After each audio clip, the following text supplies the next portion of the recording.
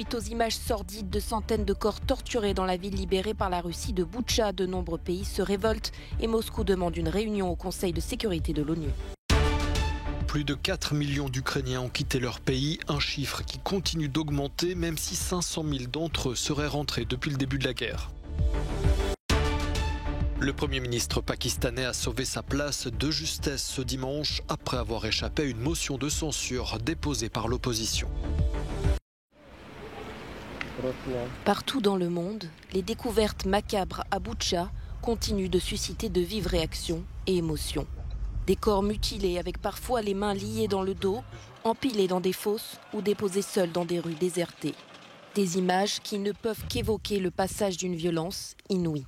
Selon Kiev, jusqu'à présent, plus de 400 civils ont été retrouvés dans ces territoires libérés par les troupes russes autour de la capitale ukrainienne. Et le nombre total de morts reste encore incertain. Je veux que tous les dirigeants de la Fédération de Russie voient comme leurs ordres sont exécutés. Ce genre d'ordre, ce genre d'accomplissement. Et il y a une responsabilité commune pour ces meurtres, pour cette torture, pour les bras arrachés par des explosions gisant dans la rue, pour les balles dans la nuque. Dimanche, le secrétaire général de l'ONU, Antonio Guterres, s'est dit profondément choqué et a appelé à l'ouverture d'une enquête indépendante. Les Européens ont eux aussi réagi avec émotion et fermeté. Le président français a indiqué que les autorités russes devraient répondre de ces crimes, tandis que le chancelier allemand a déjà qualifié ces exactions de crimes de guerre. Nous déciderons de nouvelles sanctions avec nos alliés dans les prochains jours. Le président russe Vladimir Poutine et ses partisans en ressentiront les conséquences. Et nous continuerons à fournir des armes à l'Ukraine pour qu'elle puisse se défendre contre l'invasion russe. La Russie se défend en affirmant que ces images ont été trafiquées par l'Ukraine pour interpeller les Occidentaux. Elle demande une réunion du Conseil de sécurité de l'ONU pour statuer sur les provocations haineuses commises selon elle par son belligérant.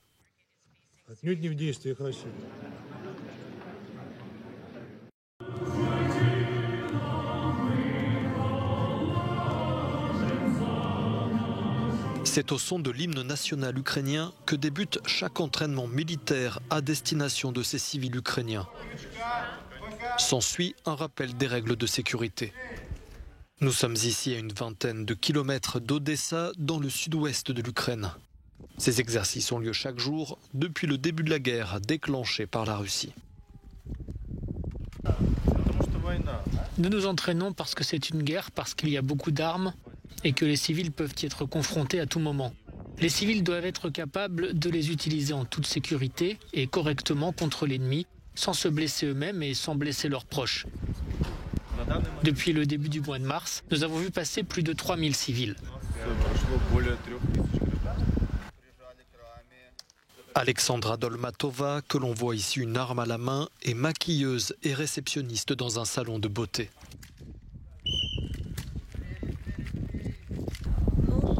Malheureusement, la situation dans notre pays en ce moment est telle qu'il faut se préparer à tout.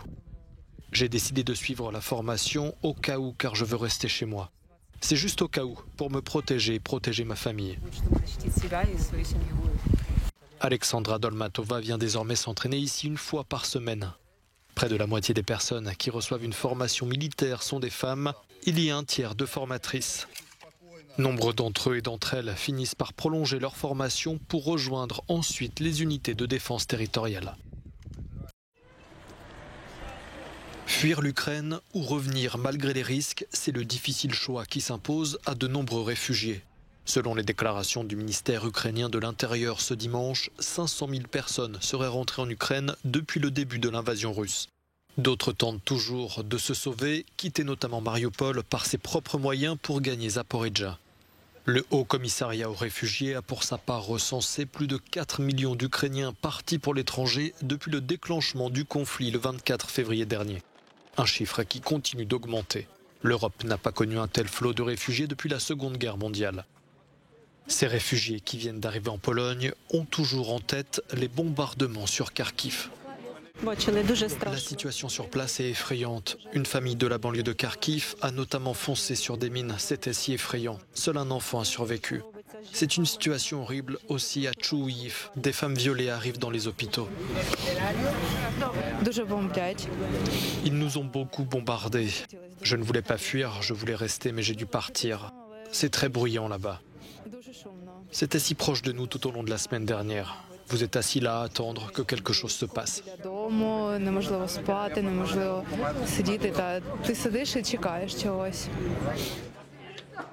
L'Organisation internationale pour les migrations précise également qu'environ 200 000 non-ukrainiens ont aussi dû fuir l'Ukraine, rencontrant parfois des difficultés à retourner dans leur pays d'origine.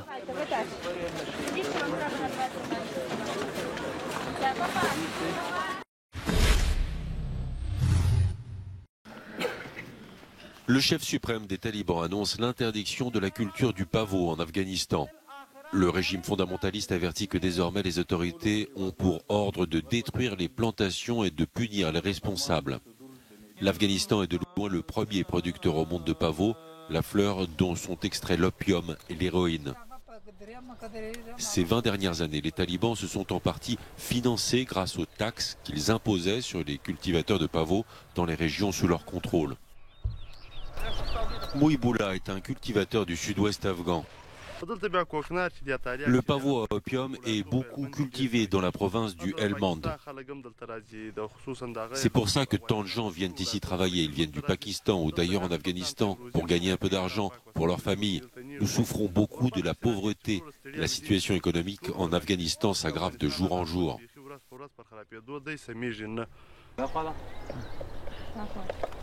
L'argent va dans la poche des trafiquants. Nous, on ne touche qu'un quart de l'argent généré par la culture du pavot. Et tout ce qu'on gagne passe dans le remboursement des prêts engagés en début de saison. Du temps de la présence des États-Unis et de leurs alliés en Afghanistan, les principales régions de culture du pavot sont restées sous le contrôle des talibans. En 2017, la superficie consacrée à la culture du pavot en Afghanistan représentait 250 000 hectares.